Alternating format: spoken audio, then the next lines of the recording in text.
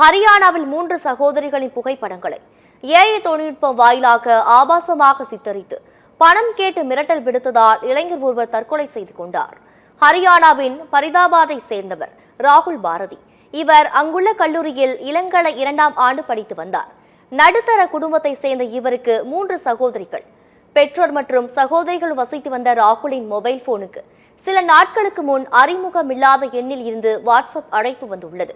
மறுமுனையில் பேசிய நபர் ராகுலின் போனுக்கு அவர் சகோதரிகளின் புகைப்படங்களை ஏஐ மூலமாக ஆபாசமாக சித்தரித்து வெளியிடாமல் இருக்க 20,000 ரூபாய் பணம் கேட்டு மிரட்டியதாக தெரிகிறது.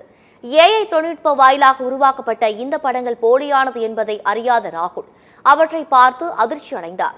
2 நாட்களாக குடும்பத்தினர் யாரிடமும் பேசாமல் சாப்பிடாமல் தனிமையில் இருந்தது. அவர் தூக்க மாத்திரைகளை உட்கொண்டு தற்கொலை செய்து கொண்டார். இந்த சம்பவம் பெரும் சோகத்தையும் அதிர்ச்சியையும் ஏற்படுத்தியுள்ளது. மேலும் இந்த விவகாரம் குறித்து போலீசார் விசாரணை மேற்கொண்டு வருகின்றனர்.